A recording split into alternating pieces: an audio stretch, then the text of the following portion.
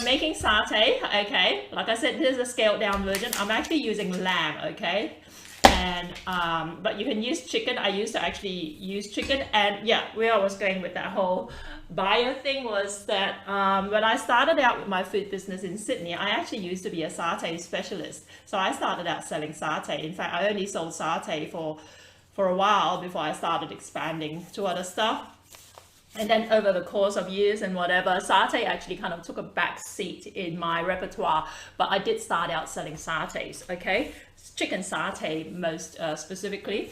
But obviously they were on skewers and they would be cooked on charcoal and all that. But we're going to dispense of all that today, okay? Like I said, we're making a very, very simplified version of it. Okay.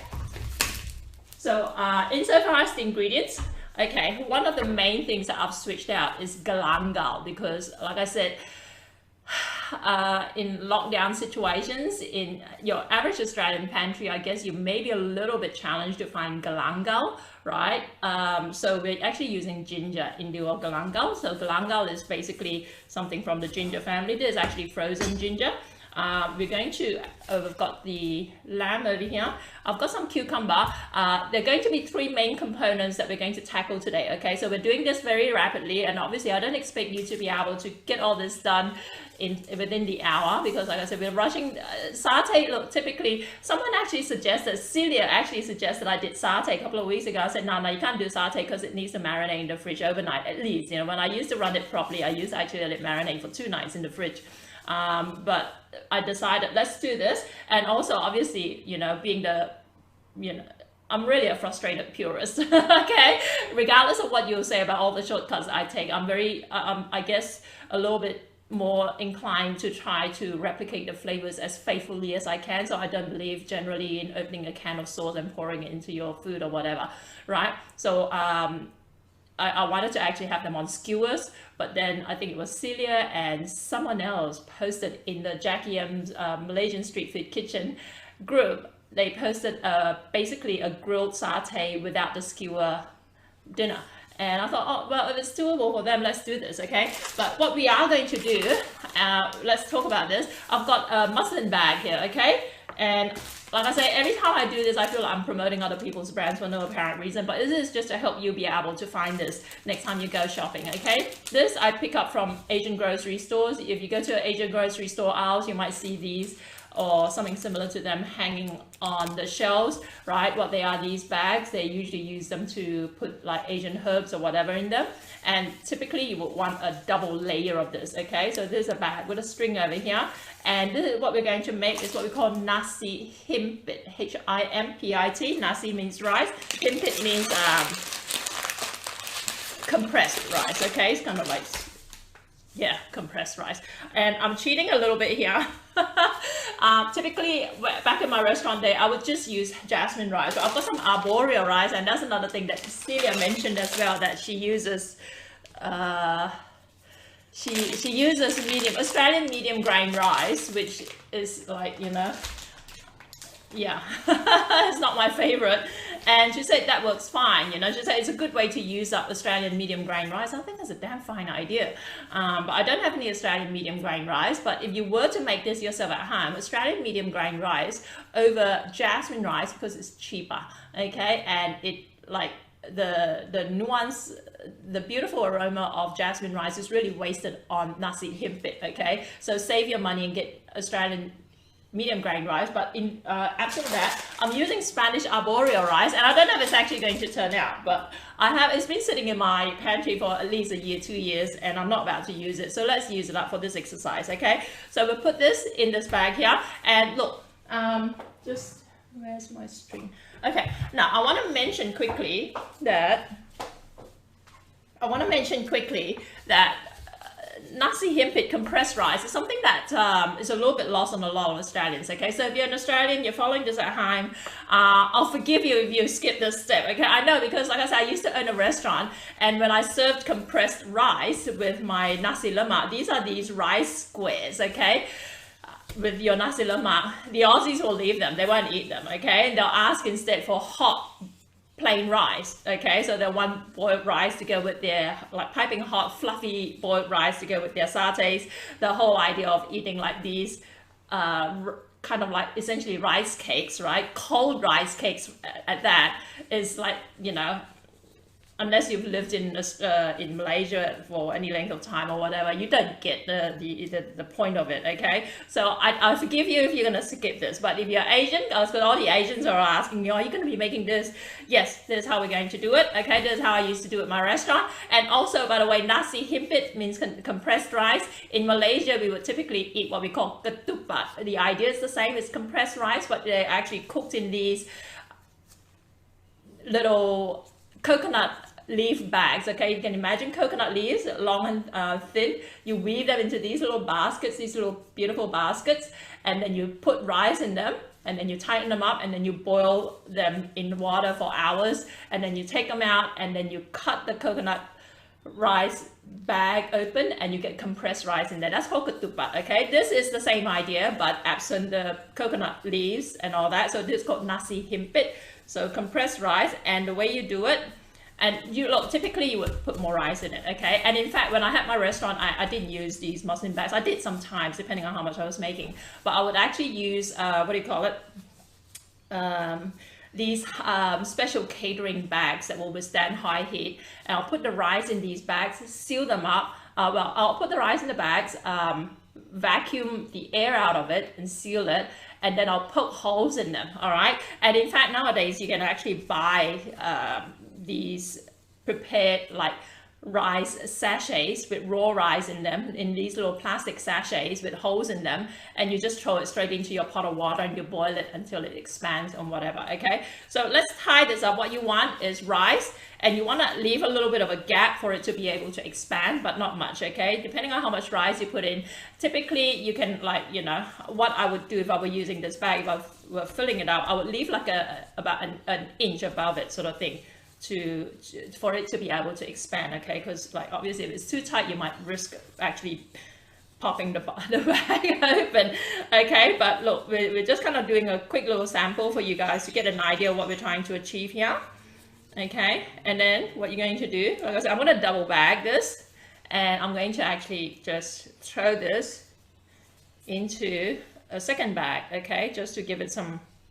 sturdiness, because I have known these to actually pop open. If you've got something a little bit better, and I thought I grabbed it, I thought I grabbed a string. Yes, I did, and I didn't notice.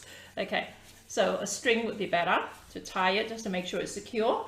And here we go. Let me just take my gloves off. There's a bit of a story about why I'm wearing gloves that I will save it for private conversation. I was just telling my my business associate Paul about what happened with my finger, but okay. So we've got this bag. Let's throw it into another bag. Okay, there's another muslin bag, much larger one, obviously, and we're going to actually, let's see if we can secure this. And let's just throw it in some water. I hope this is boiling. Okay. Put some hot water here. Okay, so I've got this unit, and we're going to talk about this unit here, okay? Like, I posted this on social media a couple of weeks ago when it first was sent out to me. Look at it, take a good look, and we're going to talk about it at the end of the session. Let's put this in here, okay? I'm basically using this as a, basically to boil the rice with, and you want to boil it for about an hour and a half, okay? So let's do this, turn up the temperature. Time.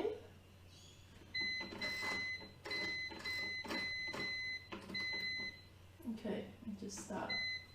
Okay, this is like literally my second time using it, so hopefully I don't like reading manuals, but I'm assuming I'm using it right. But basically I've set it to, with the water in it, I've put the bag of rice in it, and I've set it to cook for an hour at 100 degrees, okay? I might have to turn down the temperature a little bit depending on how it works, but okay, so let's get on to, so we're making the rice, okay? That's the nasi himpit, and we are also going to be making the satay, okay? So next thing we're going to do is the meat, and we're gonna dice this up, okay? Now, typically in Malaysia, our satay skewers are really skinny, really small. This is what, like I said, I've got ginger, onion, and let's You know what? Let's do this. Okay. Okay, so this is my other device. Now, what we're going to do with the onion and the garlic and the ginger, right, is we're going to actually use it for two things. We're going to use it for the satay marinade, and we're also going to use it for the satay sauce, okay? The satay sauce as in the peanut sauce, okay? And we're going to talk a little bit more. I want to try and kick this off a little bit so that I don't end up standing around talking and not doing anything, okay? So what we're going to do, we're going to peel the onion. And I also mentioned in the list, Spanish onion as a garnish, as kind of like one of the, what do you call it, the trimmings to go with the satay. That's if you're into like having onion, raw onion with your satay. I'm not actually personally a big fan of eating raw onion with my satay, so I don't have any Spanish onion myself, okay? So I won't hold it against if you don't. But let's peel this.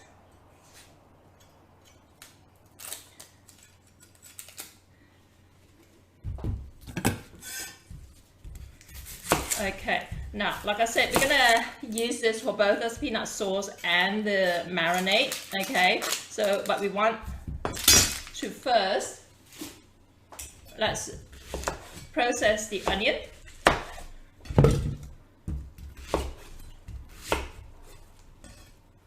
And then once we take it out, we're gonna process the garlic and the ginger. It's gonna be loud. Okay, let's take it out.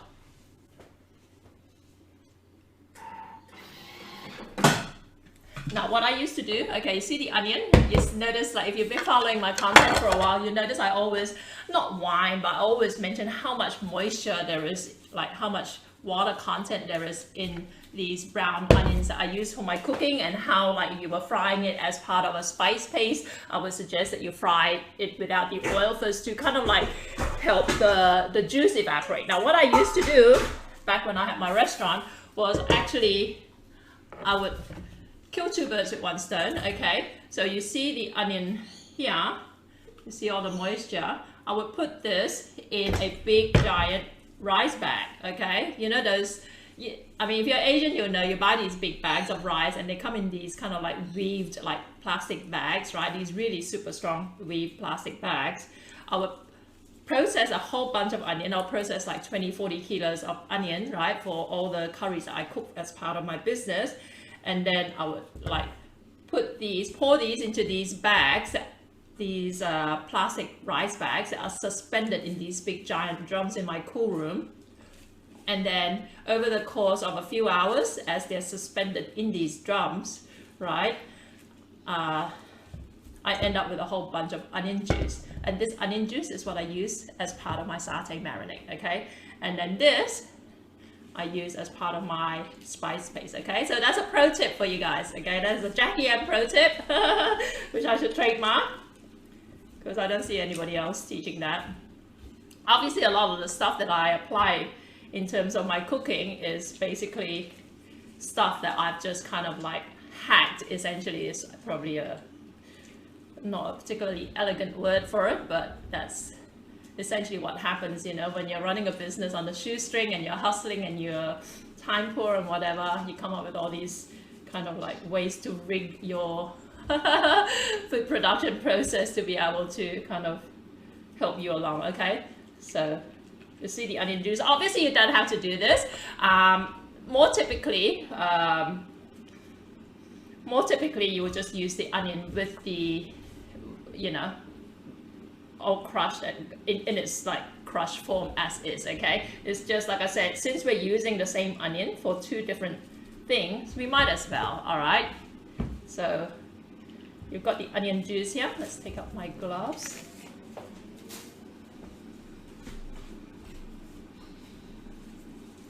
Okay, so that's the onion juice. We're gonna use it to marinate the satay in. And in the meantime, got the onion and the garlic, the ginger and the garlic. Let's blitz this again.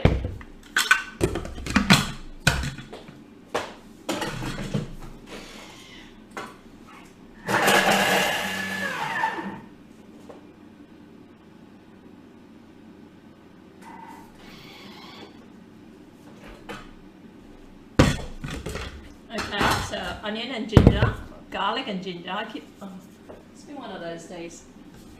Spatula would be nice at this point too, but I don't have one on hand. Now, insofar as the marinade is concerned, like I said, we're totally simplifying it. We're just using onion, garlic, in fact, just onion juice, garlic, and ginger.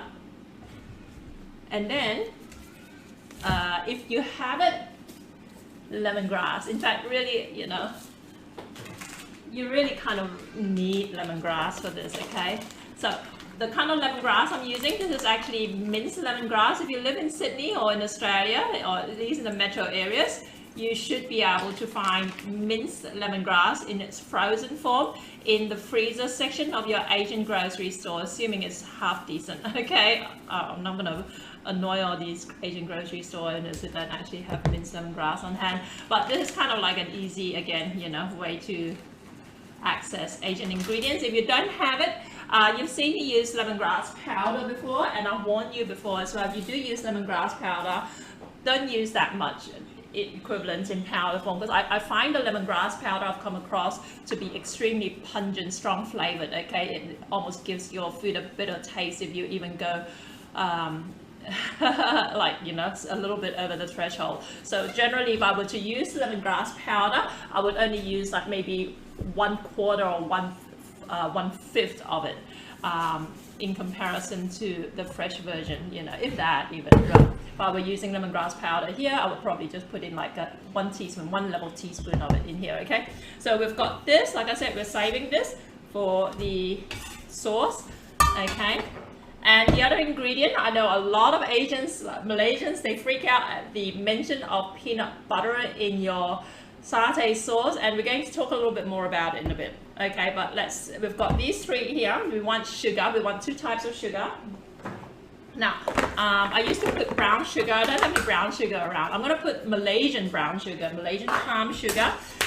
This is what it looks like, very different to Thai palm sugar. You notice Thai palm sugar, for those of you familiar with Thai cooking, Thai palm sugar will be lighter in color, but that will work too, okay? So we've got soft brown sugar, it's fine. And I'm not measuring anything, but I think I put in the amounts in the ingredients list. So those of you who have no idea what I'm talking about, go, like I said, go and join my, go look up on Facebook, Jackie M's Malaysian Street Food Kitchen. That's where all the details are about my hangouts, my live broadcasts, okay? Where I post the recipes, I will post the recipes. Yeah, speaking of recipe, just comment recipe please if you want the recipe sent out to you, and I'll make sure it gets to you, all right? So this is Malaysian palm sugar. Now, with satay, as with a lot of different types of dishes, depending on whose recipe you're following, depending on which part of the Malay archipelago you eat your satay, they will be different, okay? The Indonesians at this point, they like to add kicap manis, which is sweet soy sauce in there. So if you want to do that, that might actually be quite an interesting twist to it. As a Malaysian, as someone who used to sell satay, I have never ever put kicap manis in my satay sauce, but like I said, you can. Okay, so a combination of brown sugar and white sugar, okay? This is quite a sweet dish. I have to warn you, satay, my satay at least. I keep telling you guys, I've got strong taste buds, so I'm not someone who's particularly subtle, right? So I like strong flavors and all that sort of stuff. So we've got the white sugar, the brown sugar. We're gonna put some turmeric in here. This is just turmeric powder, right? And I put a bit of salt.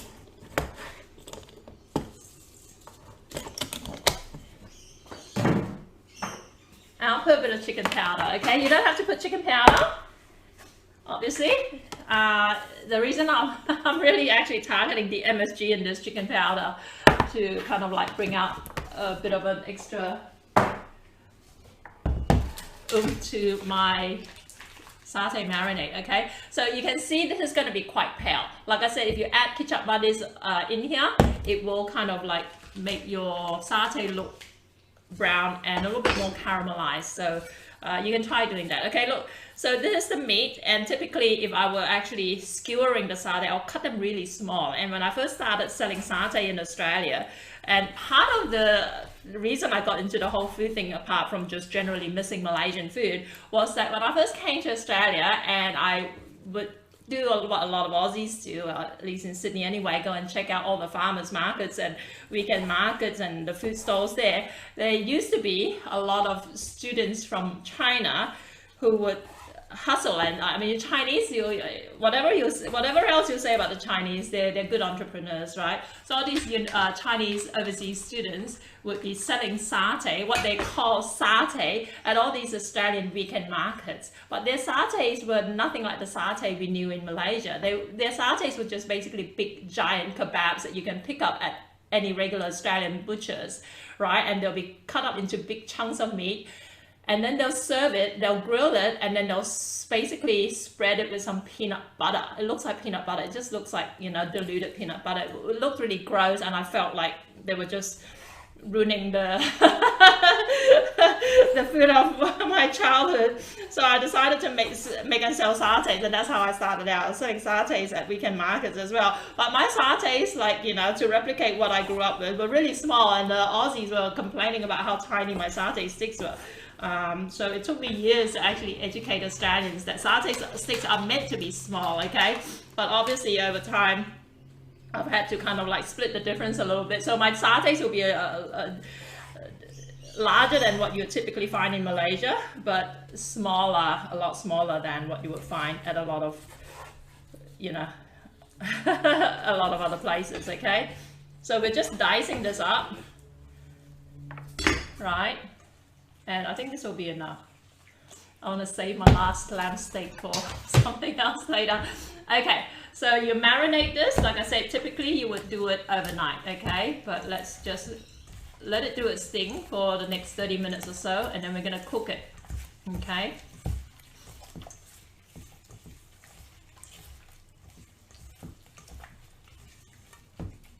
Okay, you got it? Take this out. Now, I'm gonna take this out because you know what? I kind of spaced off on this. We're going to make some chili paste, okay? So typically with Malaysian satays, you would, if you were eating satay in Malaysia, you get like a bowl of satay sauce, peanut sauce, and then you get a spoon of like chili paste that's very oily. So we're going to replicate that as well. But let me just get something with this.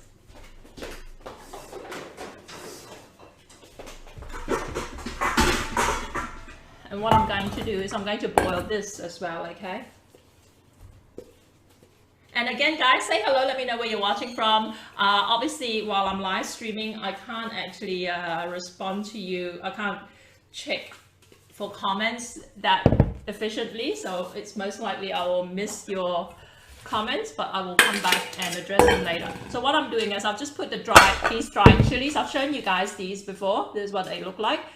Asian grocery store, for those of you not familiar, these will be labeled as large chilies, large dried chilies, okay? So we're going to put a bit of water in here. And we're going to boil it. Obviously, you don't need my fancy gizmo to be able to do this. You just throw it into a saucepan, add some water, cover it, and boil it, okay?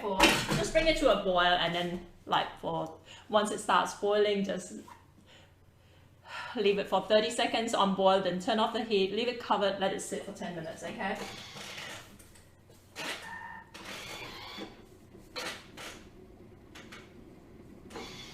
Okay, so that's going. We've got the satay. Alright, so again, like I said, we're using peanut butter, okay? And I know, like I said, a lot of Malaysians are gonna scream bloody murder for the use of peanut butter in this, but partly also, like I said, we're keeping this lockdown theme, right? I don't want you trying to hunt for peanuts and then trying to roast it and trying to whatever else you do with it, okay? So we've got peanut butter. And this is crunchy peanut butter at that, okay? Now, the reason why a lot of Malaysians, I think, are resistant to the idea of adding peanut butter to their peanut sauce is because we've seen how Aussie cooks use peanut butter to make peanut sauce, okay? What they do is they what they do is they throw some peanut butter into a blender, and then they add some sugar and whatever rubbish, and then they blitz it and they call that peanut sauce. That's not peanut sauce, okay? So we're going to do something different.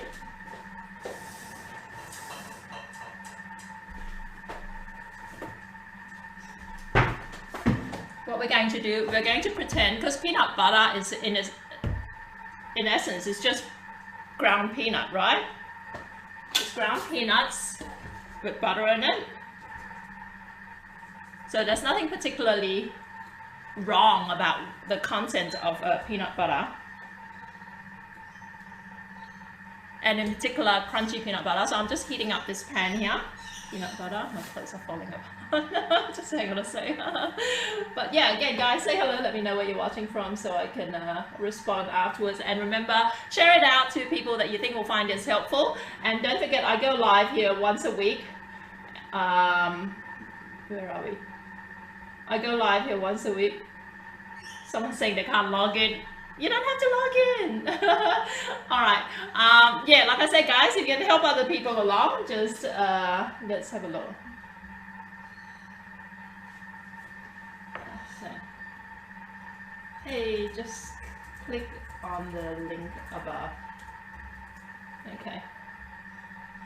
Yeah, help others along so they can find my content. Every time I live stream, over the last, this is my what, week 5? Every time I live stream, week 4, week 5, I've lost track now.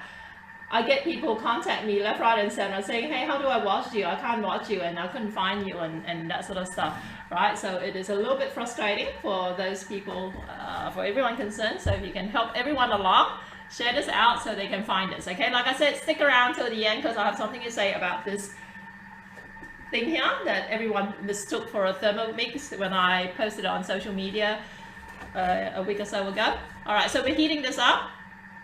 We want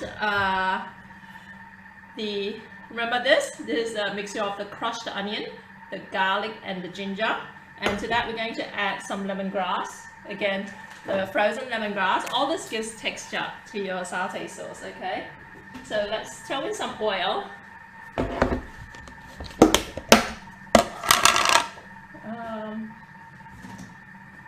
We're just heating this up.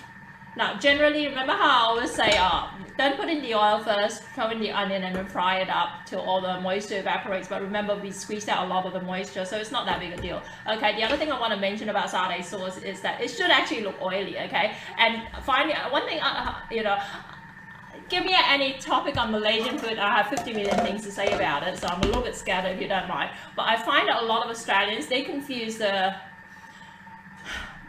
when you say satay, they think of the sauce, okay? So I've had Aussies ask for some rice and satay, and to me, to a Malaysian, it means you want some rice with some skewered meat, okay? But to the Aussies, they think they're asking for rice with some peanut sauce. Okay, guys, we don't call this satay, all right? We call this satay sauce, or we call it peanut sauce, all right? The satay are the skewers, this is the sauce, all right? So I used to, like I said, because I've been selling Malaysian food, and a lot of my business has involved face-to-face selling because I started out at markets doing pop-ups and that sort of stuff. So I'm cooking while people are actually ordering from me, so I know how people think. I know the kind of stuff they ask for, all right?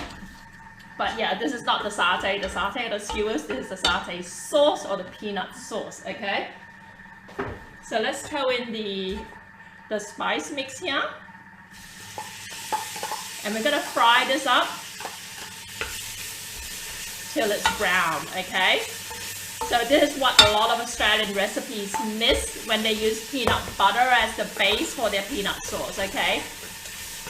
They miss what we call the spice paste or the rempah, okay?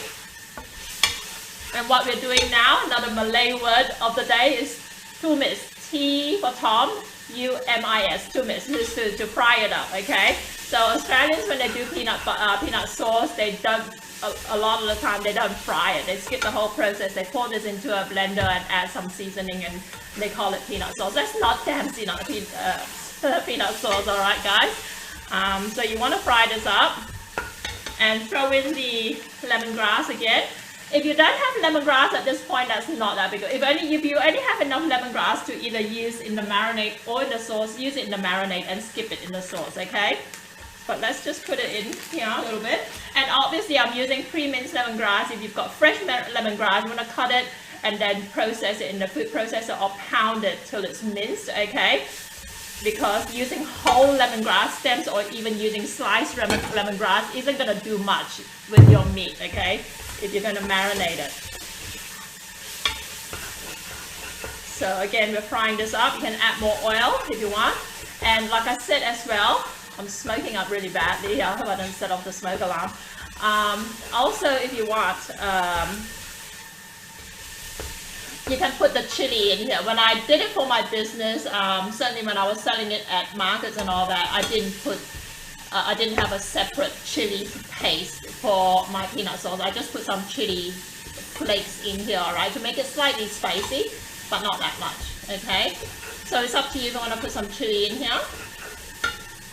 And let's add a little bit more oil, because like I said, typically this is the way.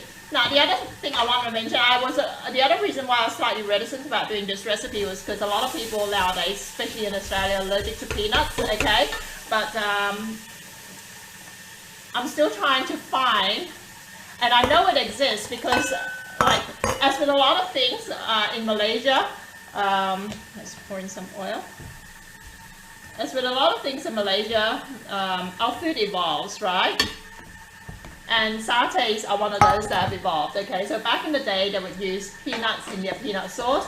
But one time, my dad, because we would still keep in touch with Malaysia through semi-regular trips back, my dad said he came across peanut sauce where they didn't use peanuts in the sauce because commercially peanuts were getting so expensive, right? So what they actually put in lieu of peanuts were crushed crackers, okay? So maybe that's something you want to try at home if you're allergic to peanut, right? You might want to try with different types of crushed crackers in there to give it that crunchy texture. I haven't tried it myself, but you know, if I do, I'll let you know how it turns out. But again, like I said, maybe that's something you want to attempt as well, okay?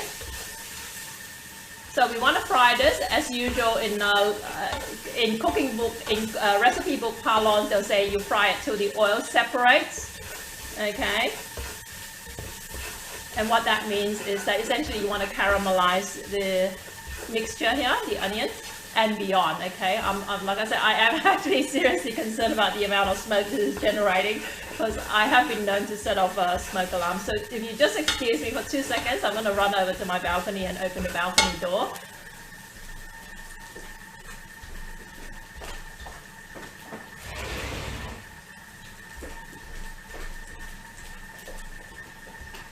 Alright, back.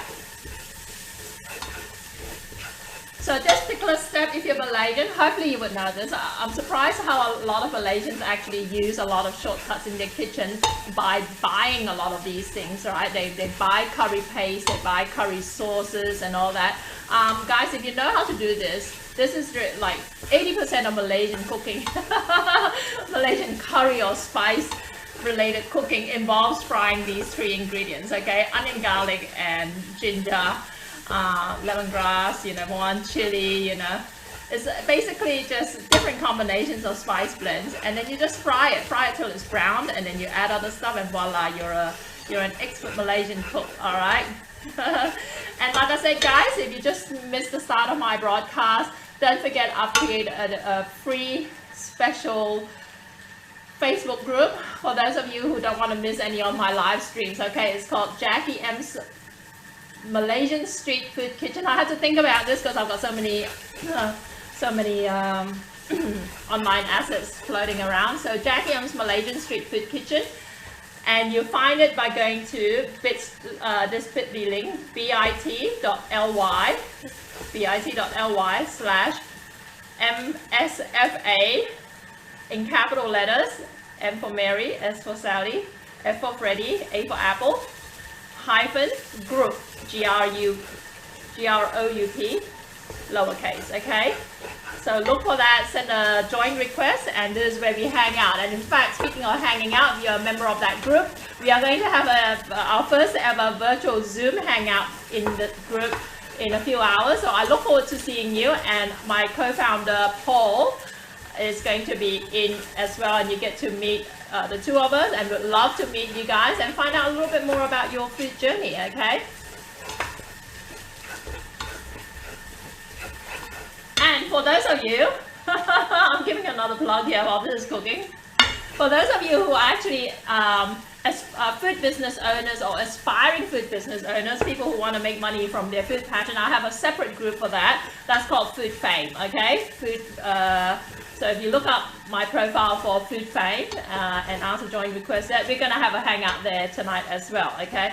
And again, that's a community of people all over, at this point, all over the world, but primarily Australia, New Zealand, and Malaysia, and Singapore. And we talk about like food from the point of view of business, okay?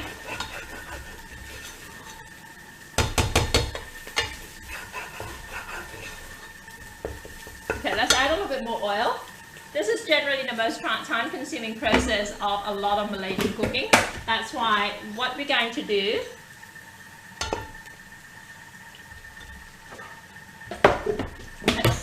what I would typically do to help this along, because what takes the longest to cook is the onion, okay? Trying to brown the onion. So sometimes I cheat by, instead of using 100% fresh onion, I might split the difference and use commercial fried shallots, okay? So this is something you can pick up at Asian grocery stores again. Again, I'm not getting paid to endorse them or anything like that. Look for fried shallots or fried onion. Fried onion, typically, if you look at the ingredients list, the fried onion will say it contains onion, oil, and cornstarch or corn flour, right?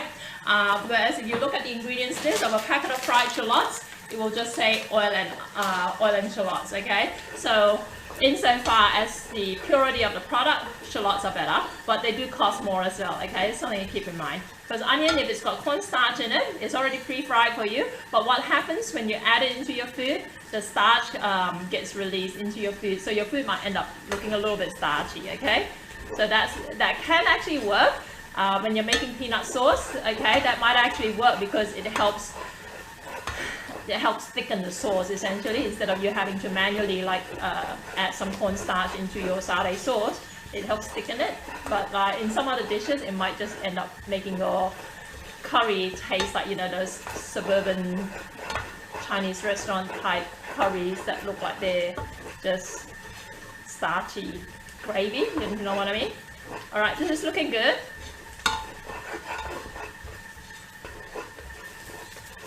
Let's throw in the peanut butter. I need a spoon, so again, give me a second.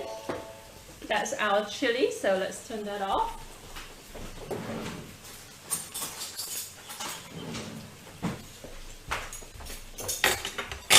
Okay, peanut butter, crunchy peanut butter.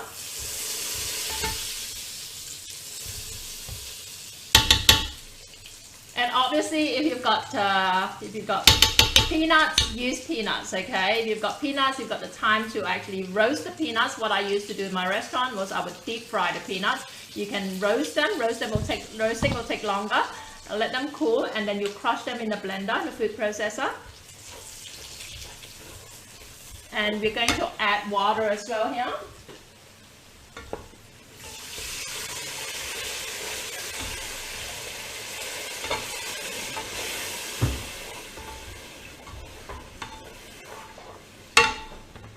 Okay, remember the purists among us, we are doing lockdown cooking.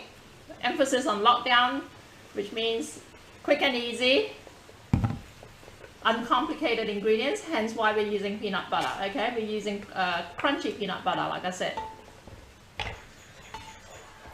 And I'm not measuring anything, but if you've got a copy of my ingredients list, which is, again, like I said, guys, best bet, Jackie M's Malaysian Street Food Kitchen, look it up, and you'll find everything there, okay? And also I'll be posting the recipe later on, so if you want a recipe, comment now, say recipe please, and we will sort you out. So we've got this going. We're going to add other seasoning to this. First of all, salt. So the peanut sauce is actually vegan, right? Just as an FYI. Obviously, if you want to make a vegan satay, there are a few different ways you can do this. I do run a coaching community at a very, in my opinion, reasonable entry point. Okay, I don't want to mention the price because the price is going up soon. Right? But if you want to look up my Jackie M's Malaysian Street Food Academy, that's my coaching community, and it's just a monthly subscription. Like I said, very cheap at the moment because we only just launched. But if you're interested in learning from me directly in a structured format, right? None of this kind of like lockdown, quick and easy, simplified cooking, but you're actually learning from me, and some of the recipes you'll be learning will be actually recipes from my restaurant. So we've got that. We're going to add some tamarind. Okay, tamarind is the souring agent. If you don't have tamarind, squeeze some lemon juice into this, that will be fine. Again, remember, lockdown cooking. Now this tamarind is in a jar. More typically most Malaysians, because a lot of Malaysians, like I said, I know guys, I'm not dissing you, because I was like that when I first came to Australia. I didn't know how to cook all this. Like, I had to figure it out, and because I knew a certain way of like the older generation doing things, I came along and I tried to replicate the way they did it, right? But there are a lot of shortcuts nowadays that I tend to feel that Malaysians, Asians doing cooking from the food of their home countries, they are not aware of. So they still apply these old style ways of cooking or producing food in a country where the ingredients may not be available, and also not just that, the ingredients may be actually not the best options, you know, for those recipes, right? So in trying to replicate things faithfully, they end up spending all weekend in the kitchen to produce something that, in my opinion, could be done a lot more efficiently and a lot more cheaply. Okay, so that's another reason why you should join my Malaysian Street Food Academy. Okay, so I teach you all this sort of stuff, and like I said, I learned it the hard way, because as someone who had to learn everything when I came to Australia, because my parents stopped doing this, the hawker food after they moved on to other food related businesses in Malaysia, but they never saved their recipes for us to learn. They're all lost forever. Okay, that's part of the reason why I'm passionate about starting my Malaysian Street Food Academy and my Malaysian Street Food Kitchen, which is the free group, is to help preserve the legacy of my parents and all these other hawkers in that part of the world. Let's taste this. Not bad, right? Let's put a little bit more sugar, no, salt, a little bit more salt. And yeah, as I was talking about the tamarind concentrate in a jar, right? Asian grocery stores, a lot of these tamarind concentrate tend to be from Thailand, right? So look for them, and what it is, it's a tamarind that's already been extracted for you, so you just pour it straight from the jar. But like I said, most Malaysians typically would be looking for tamarind pulp, right? And that's fine as well. If you've got the extra time, you buy a block of tamarind pulp, you've got to cut it up, you've got to boil it in water, simmer it till it turns into a pulpy, soft form, and then you strain it through a strainer, and that produces tamarind concentrate. Okay, but if you want to save time, you want to do this in a hurry, you don't have time to do all that, just buy a bottle of tamarind concentrate. And again, different brands of tamarind concentrate come in different levels of concentration. That's nothing you got to keep in mind as well. That's why I don't like to give exact measurements to a lot of my recipes, because I think that people, a lot of Westerners, guys in particular, are very fixated on measuring things to the nth degree, right? They think that cooking is a science. Come on guys, get over it. Because nothing is a fixed science. Okay, like if you want to talk science, you know, even the humidity in the air and the, you know, whatever else will affect the kind of pan you use, will all affect your outcome. All right, so don't get stuck on measuring things, on like timing things down exactly to the nth degree. That's one of the cooking advice I would give you. But like I said, different brands of tamarind concentrate will come in different levels of concentration. Some will be more sour than others. Okay, so if it's more sour, use less. If it's less sour, use more. That's basically it. Okay, let's taste this. I think it tastes pretty damn good. Let's just add a little bit more sugar, because like I said, strong taste buds. But essentially, this is actually good to go. If you want to thicken it up, like I said, you can add a little bit of fried shallots. We're not going to do that, because in my opinion, this is fine. Okay, it does not need any more kind of like messing around with. But let's put this aside. That's our peanut sauce. And the other thing I want to mention about this is that as it cools down, it will thicken up some more, okay? So if it looks a little bit runny to you now, don't stress out. It will thicken up. But if you want it thicker, yeah, by all means, just reduce it. Add some tapioca or cornstarch plus water and add to it if you want, but it doesn't need it in my opinion, okay? So that's my peanut sauce. And we are going to make the chili paste, okay? So again, these chilies were boiling in here. We're just gonna blend this into a paste. Again, this is gonna be allowed.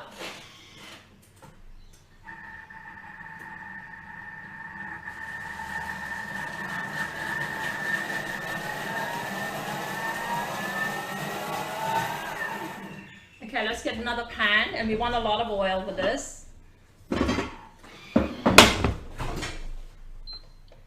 And if you're just joining me, say hello, let me know where you're watching from, okay? Okay, so we've got the blended large chilies.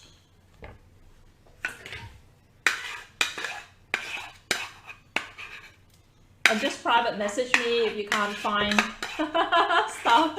If you can't find a recipe or you've got any questions about it, just private message me. I actually, look, for those of you, obviously I've been online for 10 years now, right? And I used to be really super active online, and then I took a little bit of a break the last 3 years, and I was hiding in other parts of the internet that are a little bit more obscure, I guess. Different crowd. But I'm back here now.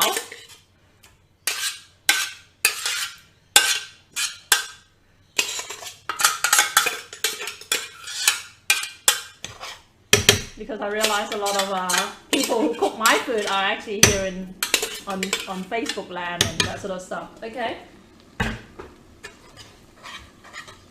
So just some moisture. We're just gonna again just try and like help it to release some of that a little bit. This chili, remember I use big chilies, what they call big chilies or large chilies in Malaysia, really. And also at your Asian grocery store, if you're looking for these dried chilies. You see how dark a color it is, okay? Now what I've noticed, I was just at Woolies the other day. I saw that like in this day and age of kind of like grab and go meals, they had some, what they label as Malaysian laksa on the shelf at Woolies, Malaysian laksa soup in the chiller section. And the laksa, like I said, I always complain to you guys, right? I'm going to be very politically incorrect, okay? Because I use words that people find offensive. But white people don't know how to make laksa correctly a lot of the time, all right? Because your laksa is not meant to look yellow, all right? Your laksa is not a yellow Thai curry, okay? And that's what I see even like some Australian celebrity chefs, when they attempt laksa, they end up looking yellow. You know why? What they're doing wrong? They're not using this, okay? This, look at how deep and dark the color is. Okay, this produces the red hue that you get in laksa in a lot of dishes.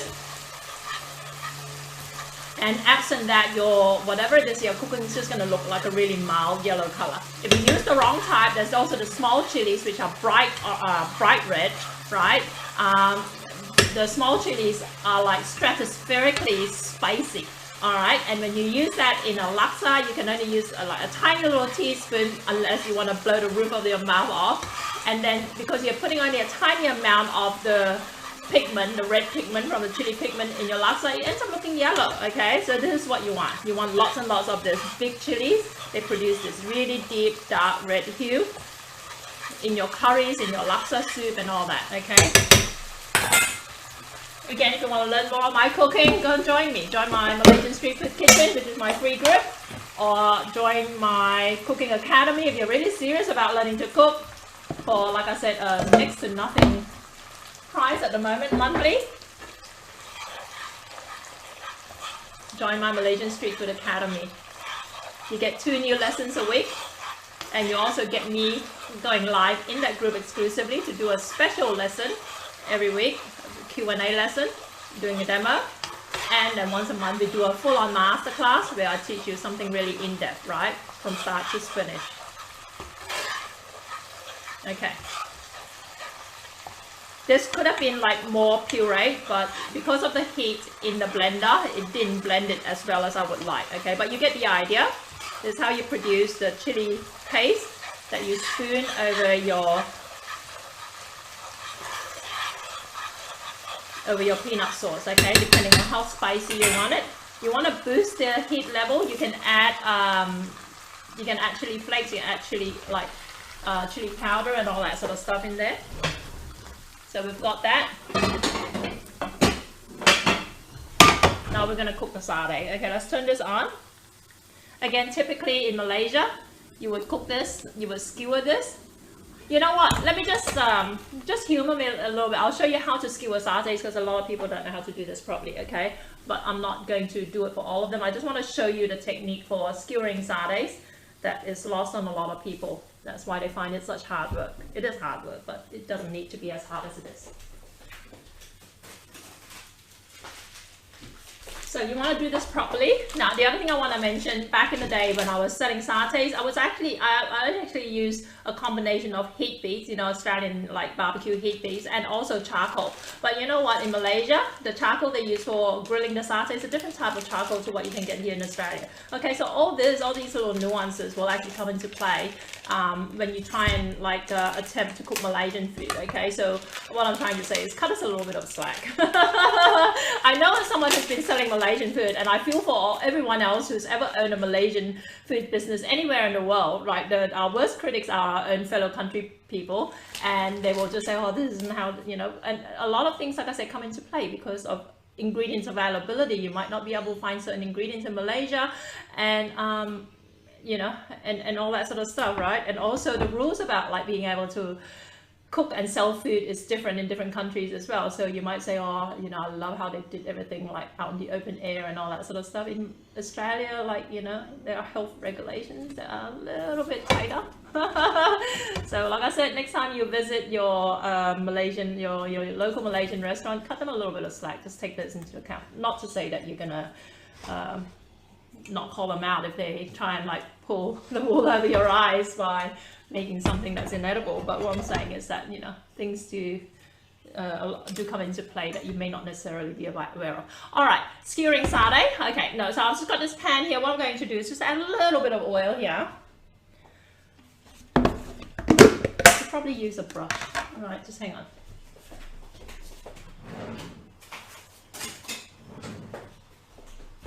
Okay, so we're pan frying this, but typically you would grill this on a barbecue,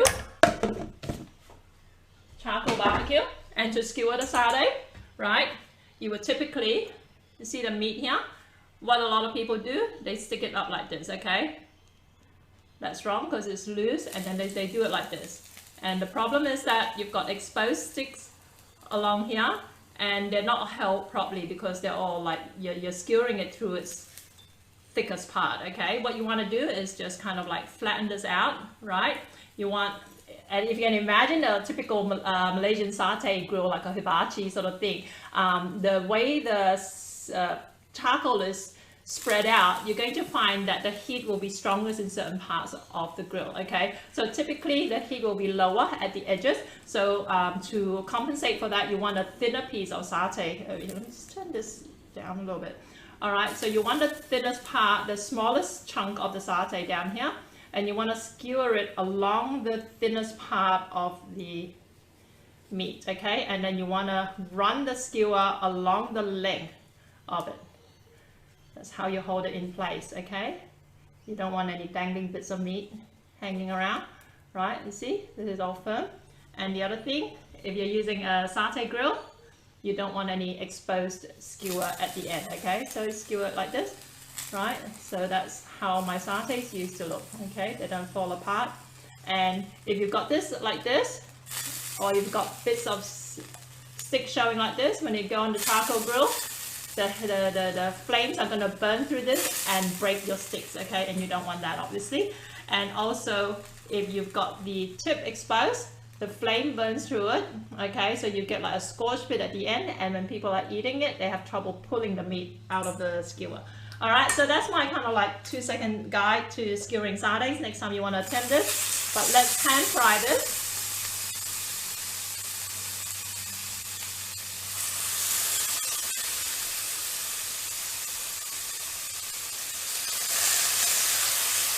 release the juices in the marinade here, okay?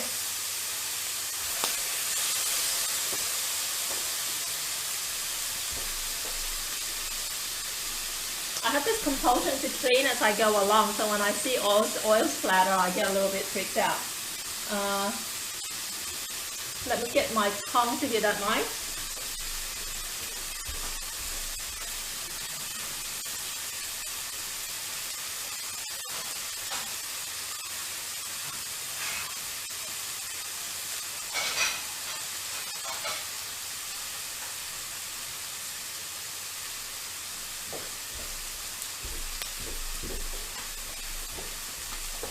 That's me being super professional. Alright, so let's flip this over.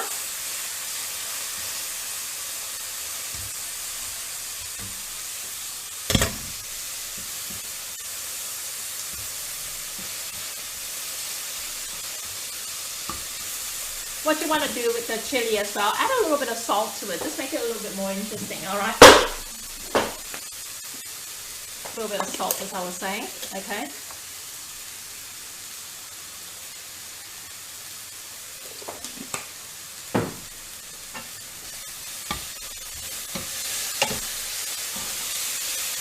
So this is like kind of like grilling steak a little bit.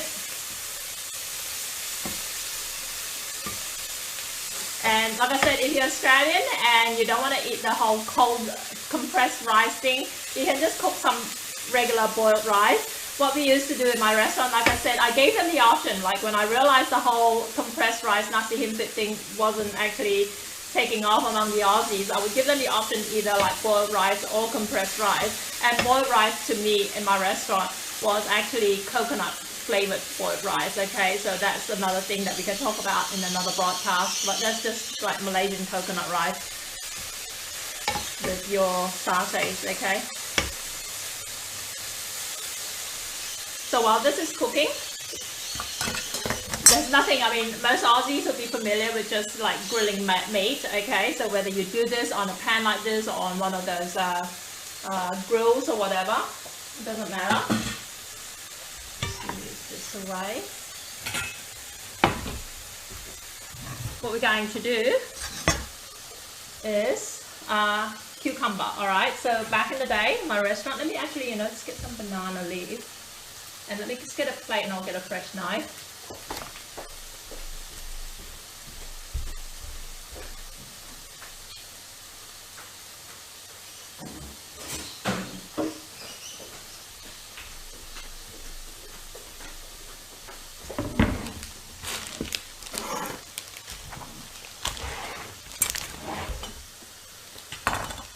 Okay, so if you have onion, and onion, like I said, you use Spanish onion, and again, people were just like not eating it, okay?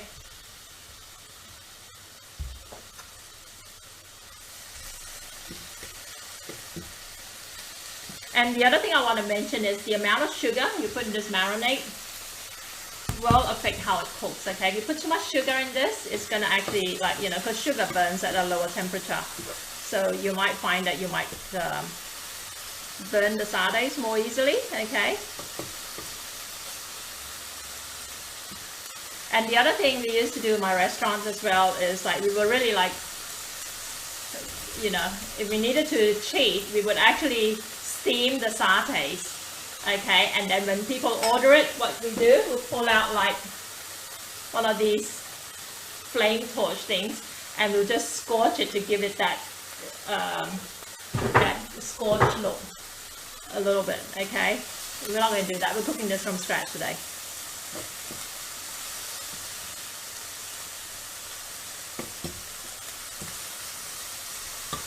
Put a little bit more oil on this. Oh, actually, let's see how we go.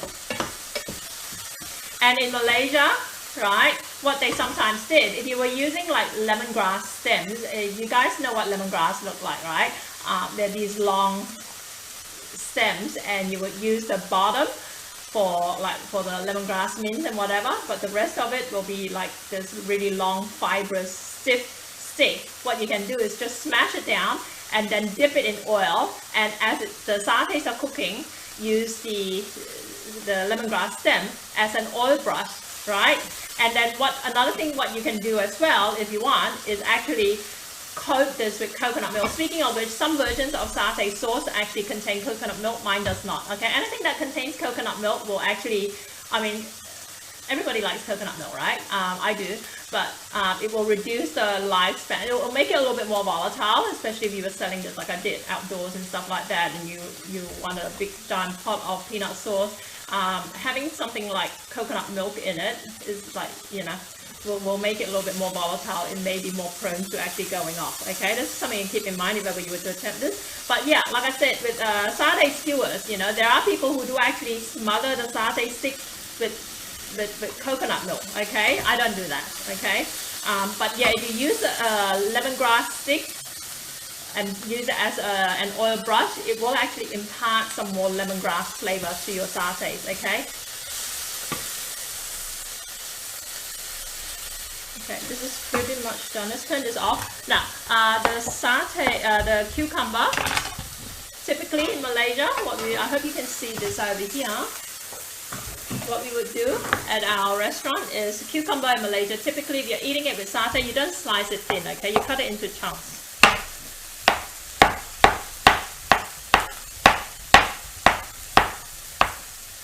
Okay, so there'll be like chunky bits like this, right? We've got this. Let's get a plate.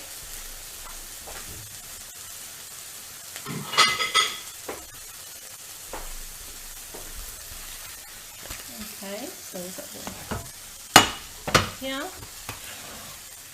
this, and if you've got some Spanish onion, you'll have like, again, you'll kind of cut it into thin chunks, all right?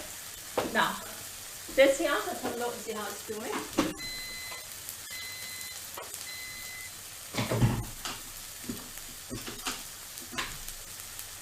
Okay, so this been cooking for 45 minutes. I want it to cook a little bit longer, so this is not quite ready, but you get the idea. I just wanted to actually quickly show you how it looks. Okay, so there's a bag of rice that's been compressed, and why did I do it this way? Okay, just back to my point, because apparently I lose my train of thought a lot.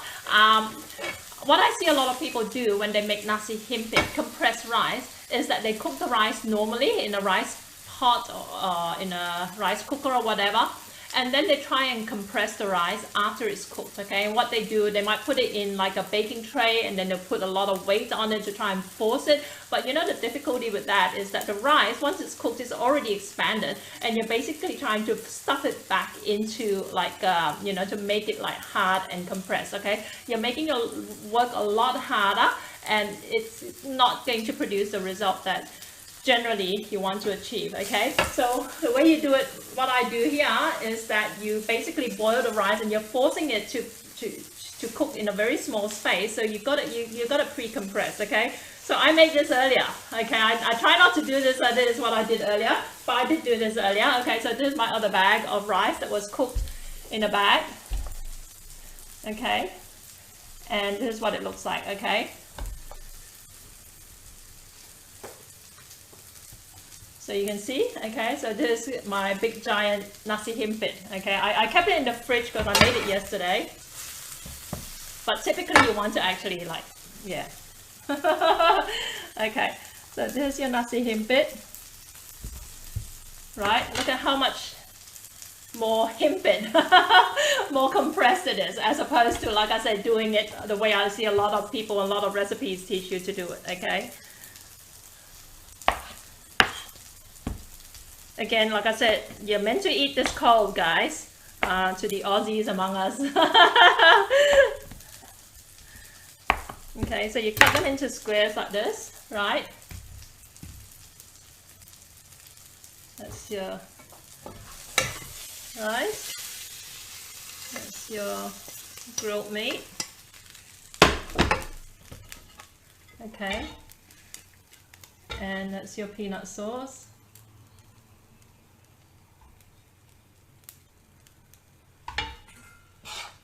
And some of your chili oil. Okay, voila. I know it doesn't look that great because it's getting dark outside and everything looks like, but you get the idea, right? Those of you who've eaten satay, you'll know this is how satay is meant to look, absent the skewers, right? So let's try this. So what you want to do with the other bag, like I say, boil it for at least an hour, okay? Hour 15 is, this actually cooked for an hour and 15, but this is a bigger chunk, right? So this was, again, like I did, the way I did it exactly, just more rice because this was a bigger muslin bag. And I just boiled it for like an hour and 15, and I'll let it cool down. And after I let it cool down, you can't open it up right away, okay? You can't eat it right away. You want to let it cool down completely before you can actually cut it up like this, okay? So that's the nasi himpit. Let's try the peanut sauce. Okay. Let's try the meat. Okay. Okay. So what do you think? That's a satay. If you want the recipe, say recipe please, and I will get it to you one way or the other. If you are currently on my email list, you will get the recipe. Hopefully, look, those of you who are already on my email list, I gotta warn you. I warned you guys a couple of months ago that I was switching to a different email system. And guess what? I'm switching to a third email system. So you may actually get some cross wires insofar as the kind of content you're getting from me. But at this point in time, if you're on my email list, you most likely will be getting a copy of this recipe sent out to you during the week, next week. But like I said, just to be sure, just comment recipe please, because I want to make sure that I don't miss out on any, like I said, because we've got 3 separate email databases at this point, and it's a little bit hard to kind of like coordinate everything properly. But your best bet, like I said, always is to join my free Facebook group, Jackie M's Malaysian Street Food Kitchen. That's where all my live streams are. That's where all the content is, so you can't miss it. And finally, this thing, all right? So I've spoken to the supplier of this. What is this? This is basically like a Thermomix, but it's not, okay? So it's a multi-function device that blends, that processes what you saw me do in the Thermomix earlier. It will do here as well. And also, like, you know, it can steam, it can process, it can cook for you. So you saw me stick the temperature and the time and all that here, so you can actually cook something, like, you know, do what I did here, or cook others. So you can cook curries in there all you want. But I've spoken with the manufacturers. They've offered one of these to one of you guys, okay? So I was still working out the details, but like I said, your best bet, if you want to make sure you don't miss out on your opportunity to win one of these things here, is to, again, make sure you join my free Facebook group, Jackie M's Malaysian Street Food Kitchen. All right, guys, I hope this was helpful. This actually ran a little bit over time, but thank you so much for joining me, and I will see you in my next broadcast, all right? Thank you, guys. Ciao.